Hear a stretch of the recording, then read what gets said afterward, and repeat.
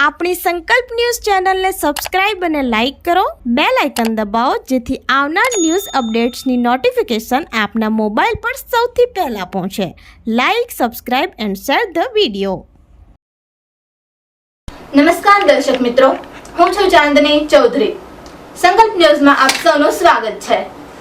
સમાચારની શરૂઆત કરતા પહેલા એક નજર આજના મુખ્ય સમાચાર પર. પીએમ નરેન્દ્ર મોદીની દમણ મુલાકાતને લઈને તડામાર તૈયારીઓ. રાજીવ ગાંધી સેતુ બીજેપીના ઝંડાઓથી સજ્જ. દેશના પીએમ નરેન્દ્ર મોદી આગામી જૂન માસના પ્રથમ સપ્તાહમાં સંઘ પ્રદેશ દમણની મુલાકાતે આવનાર છે, જ્યાં તેઓ અનેક વિકાસલક્ષી કાર્યોના લોકાર્પણ અને ખાતમુહૂર્ત કરશે. આ મુલાકાતને લઈને દમણમાં વહીવટીતંત્ર અને બીજેપી દ્વારા તડામાર તૈયારીઓ કરવામાં આવી રહી છે, જેના ભાગરૂપે દમણના જાહેર માર્ગો બીજેપીના ઝંડાઓથી સજ્જ કરવામાં આવ્યા છે. દમણ બીજેપી મહામંત્રી જિગ્નેશ પટેલ અને તેમની ટીમ દ્વારા દમણના રાજીવ ગાંધી સેતુ પર બીજેપીના ઝંડા લગાવવામાં આવ્યા હતા, જેમાં બીજેપી પ્રદેશ અધ્યક્ષ મહેશ સગરિયા અને પિયુષ પટેલ પણ જોડાયા હતા. આ તકે જિગ્નેશ પટેલે જણાવ્યું હતું કે નરેન્દ્ર મોદી એક વિકાસ પુરુષ છે, જેમણે દેશમાં વિકાસની ગંગા વહાવી છે, અને તેવી જ રીતે પ્રદેશના પ્રશાસક પ્રફુલ્લ પટેલ પણ વિકાસ પુરુષ તરીકે ઓળખાઈ રહ્યા છે. પ્રદેશમાં અનેક વિકાસના કામો થયા હોવાનો ઉલ્લેખ કરી તમામ પ્રદેશવાસીઓને પરિવાર સાથે પીએમ નરેન્દ્ર મોદીના ભવ્ય સ્વાગત માટે ઉમટી પડવા અપીલ કરવામાં આવી છે. माननीय प्रधानमंत्री जी આવી રહ્યા છે અને તમામ ભારતીય જનતા પાર્ટીના કાર્યકર્તા અમે લોકો રોડ પર નીકળી પડ્યા છે પૂરી તૈયારી સાથે. માનનીય અમારા પ્રદેશના અધ્યક્ષના માર્ગદર્શનમાં અમે તમામ તૈયારી માટે ઉતરી પડ્યા. એ વિકાસ પુરુષ છે, દેશમાં વિકાસની ગંગા વહેતી છે. એવી રીતે જ આપણા પ્રદેશના પ્રશાસક માનનીય પ્રફુલ્લ પટેલ સરજી બી એક વિકાસ પુરુષના નામે ઓળખાઈ રહ્યા છે. તો એટલા તમામો કામો થયા છે, ઘણા બધા કામો થયા છે આપણા પ્રદેશમાં. હું તમામ પ્રદેશવાસીઓને કહેવા માંગુ છું, પરિવાર સાથે માનનીય પ્રધાનમંત્રી નરેન્દ્ર મોદીજીના સ્વાગત માટે અહીંયા આવી. સિલવાસામાં વિષ્ણુલક્ષ્મી ટેક્સટાઇલ કંપનીમાં ભીષણ આગ, કંપની બળીને ખાખ. ફાયર જવાનોએ આગને કાબૂમાં લીધી. દાદરાનગર હવેલીના ઔદ્યોગિક વિસ્તાર દાદરામાં સ્થિત વિષ્ણુલક્ષ્મી ટેક્સટાઇલ કંપનીમાં અચાનક ભીષણ આગ ફાટી નીકળી હતી. આસપાસ લાગેલી આગે ઝડપથી આખી કંપનીને પોતાના ઘેરામાં લઈ લીધી હતી અને પૂરી કંપની રાખમાં ફેરવાઈ ગઈ. આગની જ્વાળાઓ અને ધુમાડાના ગોટે ગોટા પણ ઘણા કિલોમીટર સુધી દૂરથી જોઈ શકાતા હતા. આગની ગંભીરતાને સમજીને સ્થાનિક વહીવટીતંત્રે તાત્કાલિક મદદ કરી. સ્થાનિક ફાયર બ્રિગેડ ઉપરાંત પડોશી રાજ્યો અને ઔદ્યોગિક એકમોની પણ મદદ માંગવામાં આવી હતી. આગને કાબૂમાં લેવા માટે રિલાયન્સ, ગિલોસા, ઉમરગામ, વાપી અને દમણના ફાયર ફાઇટર ઘટના સ્થળે પહોંચ્યા હતા. કલાકોની સખત મહેનત અને ડઝનબંધ ફાયર એન્જિનોને તૈનાત કર્યા પછી આખરે આગ પર કાબૂ મેળવાયો હતો. ઘટનાની સંવેદનશીલતાને ધ્યાનમાં રાખીને વરિષ્ઠ જિલ્લા વહીવટીતંત્ર અને પોલીસ અધિકારીઓ રાત્રે ઘટના સ્થળે પહોંચ્યા હતા. પોલીસ અધિક્ષક Sachin Yadav, sub divisional police અધિકારી અને પ્રાદેશિક વિકાસ કમિશનર અમિત કુમારે ઘટના સ્થળે નિરીક્ષણ કર્યું અને બચાવ અને રાહત કામગીરીનું નેતૃત્વ પણ કર્યું. સુરક્ષા જાળવવા અને બચાવ કામગીરીમાં કોઈ અવરોધ ન આવે તે સુનિશ્ચિત કરતા ઘટના સ્થળે મોટી સંખ્યામાં પોલીસ ટુકડી તૈનાત કરવામાં આવી હતી. ફાયર બ્રિગેડના અધિકારીઓ અને કર્મચારીઓએ સતત પાણીનો છંટકાવ કરીને આગને નજીકના અન્ય વ્યવસાયોમાં ફેલાતી અટકાવવા માટે પોતાના જીવને જોખમમાં મૂક્યા હતા. મળતી માહિતી અનુસાર કાપડ કંપનીમાં સંગ્રહિત કાપડ, યાન અને મશીનરીમાં ઝડપથી આગ લાગી ગઈ હતી, જેના કારણે કરોડો રૂપિયાનું નુકસાન થયાની આશંકા છે. જોકે આગનું ચોક્કસ કારણ અને કોઈપણ જાનહાનિ હજુ સુધી સત્તાવાર રીતે પુષ્ટિ થઈ નથી. પોલીસ અને ફાયર વિભાગે આ મામલાની તપાસ શરૂ કરી છે.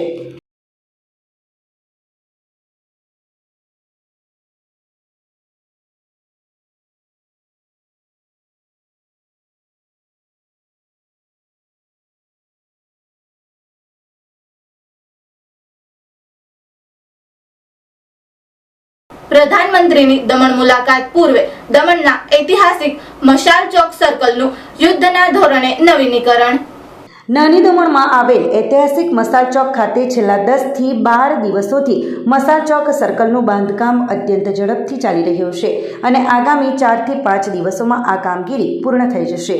જૂન 2026ના પ્રથમ સપ્તાહમાં પ્રસ્તાવિત પ્રધાનમંત્રી નરેન્દ્ર મોદીની દમણ મુલાકાતને ધ્યાનમાં રાખીને આ વીઆઈપી માર્ગ પર નવીનીકરણનું કામ ખૂબ ઝડપથી હાથ ધરાયું છે.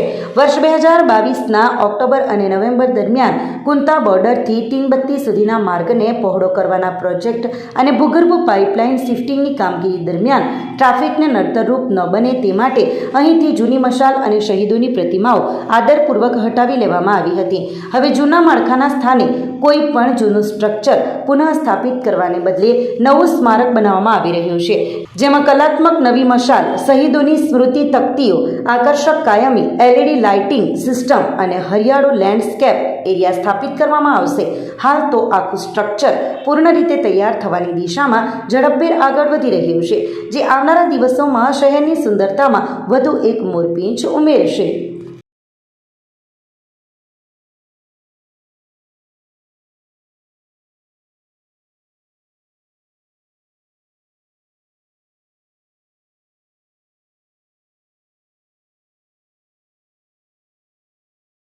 વલસાડ એસટી ડિવિઝને વલસાડ કપરાડા માટે નવી નક્કોર મિની બસ ફાળવી. કપરાડા બસ સ્ટેન્ડ ખાતે બસને લીલી ઝંડી બતાવી રવાના કરાઈ. રાજ્ય સરકાર દ્વારા વિધાનસભા દીઠ બસ ફાળવવાના નિર્ણય બાદ વલસાડ એસટી ડિવિઝન દ્વારા વલસાડ કપરાડા માટે નવી નક્કોર મિની બસ ફાળવ્યા બાદ ગુરુવારે કપરાડા બસ સ્ટેન્ડ ખાતે કપરાડા તાલુકાના ધારાસભ્ય જીતુભાઈ ચૌધરી, સંગઠન પ્રમુખ અરવિંદ કોટી, તાલુકા પંચાયત નવનિયુક્ત પ્રમુખ ભરત ગાવઠા, કપરાડા જિલ્લા પંચાયત સભ્ય દક્ષાબેન ગાયકવાડ સહિતનાઓ બસને લીલી ઝંડી બતાવી બસને રવાના કરી હતી.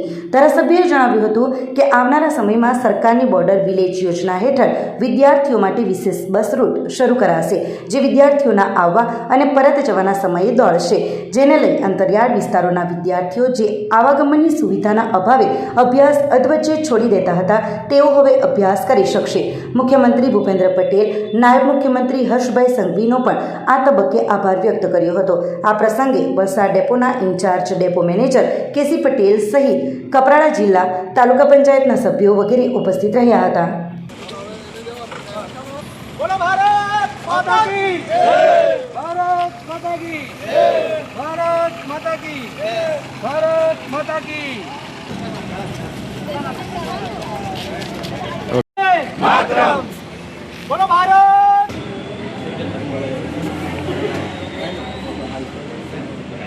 ધારાસભ્ય શ્રી એવા જીતુભાઈ ચૌધરી સાહેબ દ્વારા આપણે બસનું ઉદઘાટન કરીશું અને સાથે સ્વાગત કરું છું.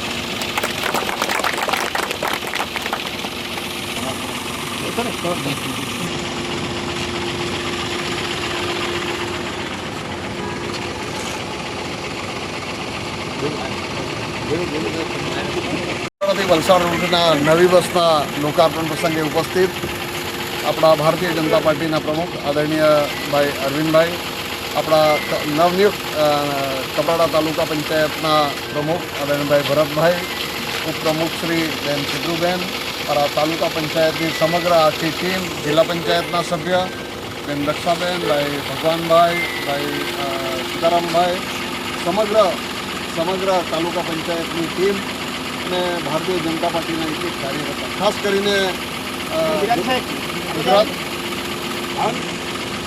દરેક ધારાસભ્યને એક એક બસ ફાળવવામાં આવેલી. જે વિધાનસભા શરૂ થઈ એ સમયે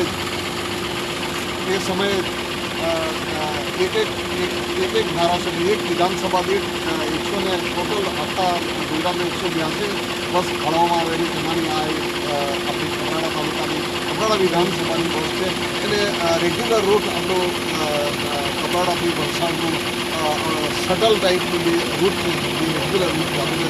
આવતા દિવસોમાં ટ્રાઇબલ વિભાગમાંથી વધારેની નવી બસો આપવાના છે. એનાથી વિશેષ શાળાએ જવા માટેની વધારેની બસ સરકારે ફાળવેલી છે અને એના માટેની બસની ફાળવણી પણ કરશે. જે સ્કૂલે બાળકો આવતા છે અને ફક્ત બાળકોના ટાઈમ ટેબલ માટે અને એને પાછા મૂકવા જવા માટે બાકીનો સમય જે એ સમયે એવું એસટીનું જે નિગમનું રૂટ હશે એ રૂટ આપશે.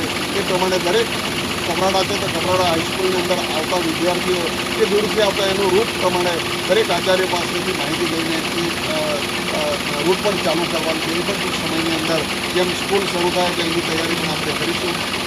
તો આવતા દિવસોમાં નિગમ દ્વારા વિદ્યાર્થીઓને આપણા નાનામાં નાના ગરીબમાં ગરીબ જે વિદ્યાર્થી છે કદાચ એ માધ્યમિક સ્કૂલ ઉત્તર માધ્યમિકમાં એડમિશન લઈ શકે પણ એ ભાડાના ખર્ચ કદાચ ન કરી શકે, ન પહોંચી શકે, તો એના માટે સરકારે સુવિધા પણ આપેલી છે. તો આવતા દિવસોમાં એની પણ ખૂબ ઝડપભેર આપણે તૈયારી કરીશું.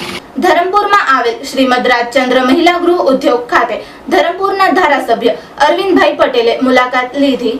ધરમપુરમાં આવેલ શ્રીમદ રાજચંદ્ર મહિલા ગૃહોદ્યોગ ખાતે ધરમપુરના ધારાસભ્ય અરવિંદ પટેલે મુલાકાત લીધી હતી.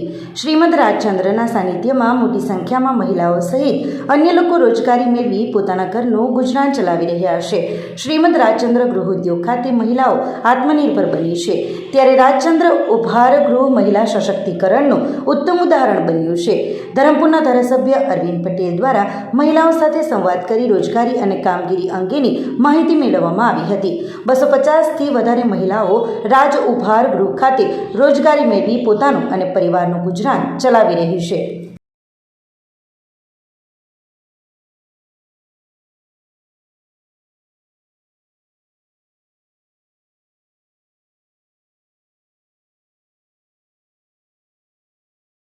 રાજચંદ્ર મિશન અંતર્ગત મહિલા ઉપહાર કેન્દ્ર ધરમપુર આસુરા સ્થિત આ કેન્દ્રમાં મુલાકાત લેવામાં આવી અને જે રીતે મને મીડિયામાંથી જે માહિતી મળી કે અહીં કંઈક કર્મચારીઓ મહિલા કર્મચારીને અસંતોષ થયો છે અને એ બાબતમાં મને સ્થાનિક ધારાસભ્ય તરીકે મને પણ આજે જાણવાની જિજ્ઞાસા થઈ કે આ મારા મત વિસ્તારના બહેનો જે રોજગારી મેળવે છે અને એમાં એ લોકોને કંઈ મુશ્કેલી હોય તો આપણે પણ એમના પડખે રહીએ.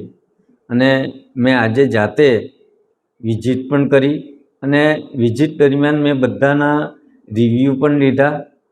ખૂબ સંતોષકારક રીતે બધી બહેનો કામગીરી કરે, પોતપોતાની રીતે એ લોકોએ જે આજે મશીનરી અને આધુનિક આખી જે આખી આ ઉપહાર કેન્દ્ર છે એમાં એ લોકોનું જે આખા જે તળવાના જે કઢાયા હોય કે જે આખી આધુનિક સિસ્ટમ છે એ બધી જ એ હાઈટેક સિસ્ટમથી આખી વસાવેલી છે. કોઈ બહેનોને મુશ્કેલી પડે એવું કોઈ કામ એ લોકો પાસે નથી ને પોતે બહેનો દ્વારા પણ મને રિવ્યૂ આપવામાં આવ્યા કે અમને આ બધું આગળ અમે પહેલાં ઉતા તો અમારે હાથથી પાપડ એ કરવા પડતા, ખભા દુખતા કે પછી પેલી બાજુથી એને હાઇડ્રોલિક સિસ્ટમથી જે તળાય એ પણ આખો બેઠું એનું એ કરી લેતા. અને આ બધું જે કંઈ બહેનો કામ કરે છે એ કામ કરીને પણ એક ખૂબ ખુશી મને દર્શાવી. મારું નામ પૂનમબેન છે. હું આ સંસ્થામાં છેલ્લા 4 વર્ષથી જોબ કરું છું ને અહીંયા મારો પ્રોડક્શન એરિયામાંથી માંડીને ઓલરાઉન્ડર સુધીનું કામ કરું છું. બધી જગ્યાઓ પર હું કામ કરું છું. અહીંયા આવીને હું મીડિયમ ક્લાસમાંથી આવું છું, મીન્સ કે મારે ડાયવોર્સ છું તો મારા ઘરેથી અહીંયા જોબ કરવા આવું છું. હા, એ મારો એક છોકરો છે તો હું એને ભણાવવા ખાતર કે મારું પોતાનું કરવા માટે હું મારા પોતાના પગ પર ઊભી રહું એના માટે હું અહીંયા સંસ્થામાં આ જોબ કરવા માટે આવું છું. અહીંયા 250 ઉપર જેટલી મહિલાઓ છે જે કામ કરે છે પોતાની મરજીથી અને આવે છે. ઘણી બધી બહેનો દૂરથી પણ આવે છે, અહીંયા ધરમપુરમાંથી પણ આવે છે. એ બધી બહેનો અહીંયા કામ કરવામાં આવે છે ને એ શાંતિપૂર્વક કામ કરે છે ને એ લોકો એની મરજીથી કામ કરે છે. અહીંયા એમને ગમે છે તો એ અહીંયા કામ કરે છે. અહીંયા આપણી પ્રોડક્શન એરિયામાં આપણી છે ને ઘણી બધી ખાખરા છે, વેફર્સ છે, એ બધી પ્રોડક્શનોમાં રેડી થાય છે. જે અહીંયા હાઈટેકનિક બધા સાધનો અહીંયા છે જે અમે યુઝ કરીએ છીએ, મીન્સ કે વાપરીએ છીએ. દમણમાં નવનિર્મિત સિવિલ એરપોર્ટનું ઉડાનનું દાનવ શહેર પ્રમુખ શાંતુભાઈ પૂજારીની ટીમે સ્થળ નિરીક્ષણ કર્યું. નવનિર્મિત સિવિલ એરપોર્ટ અંદાજિત 97 કરોડના ખર્ચે જૂન માસમાં પીએમ નરેન્દ્ર મોદીના હસ્તે લોકાર્પણ થશે. દમણનું અંદાજિત 97 કરોડના ખર્ચે નવનિર્મિત સિવિલ એરપોર્ટ ભવ્ય ઉડાન માટે સજ્જ છે અને જૂન માસમાં પીએમ નરેન્દ્ર મોદીના હસ્તે તેનું લોકાર્પણ થવાની પૂરી શક્યતા છે. ઉદ્ઘાટનના પ્રથમ દિવસે જ દમણથી દિલ્હી વચ્ચેની કોમર્શિયલ ફ્લાઇટ શરૂ થશે અને ટૂંક સમયમાં મુંબઈ તેમજ અમદાવાદને પણ સીધા હવાઈ માર્ગે સાંકળી લેવામાં આવશે.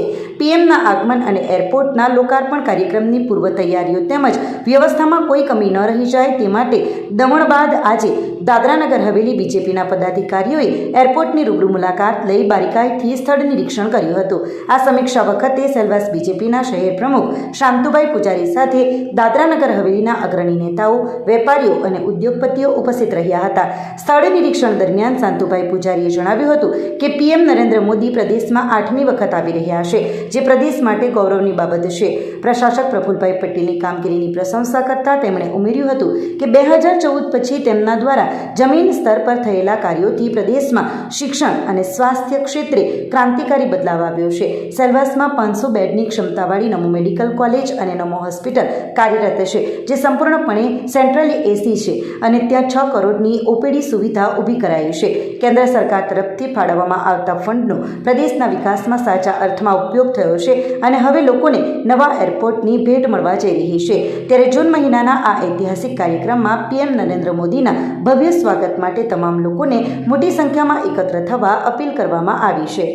मैं पहले तो हमारे प्रदेशवासियों की ओर से आदरणीय प्रशासक प्रफुल्ल पटेल जी का आभार व्यक्त करता हूं और इसलिए आभार व्यक्त करता हूं कि प्रधानमंत्री नरेंद्र भाई मोदी जी हमारे प्रदेश में 8वीं दफ़े आ रहे हैं और इसलिए मैं कहना चाहता हूं कि 8 दफ़े यानी 7 दफ़े जब आए हैं तो कुछ न कुछ हमारे प्रदेश को दिया है. हम कल्पना भी नहीं कर सकते थे कि हमारे प्रदेश के अंदर ऐसा जो कार्य हुआ है, ऐसी जो चीज़ बनी है, चाहे शिक्षा क्षेत्र के माध्यम से देख सकते हैं हम, अनेकों कॉलेज हमारे प्रदेश में आई है. स्वास्थ्य सेक्टर के बारे में हम कहना चाहते हैं तो सेलवास के अंदर नमो मेडिकल कॉलेज आई है, नमो हॉस्पिटल आया है, वो भी 500 सीट वाली सेंट्रली एसी, जिसका ओपीडी जो 9 यानी 6 करोड़ का एक ओपीडी बना है. और मेरे ख्याल से जितना भी केंद्र शासित प्रदेश है और जहाँ भी सरकारी हॉस्पिटल है, तो मेरा मानना है कि हिंदुस्तान में ऐसी कोई हॉस्पिटल नहीं बनी है जो हमारे प्रदेश को आदरणीय प्रधानमंत्री ने तोहफा दिया है.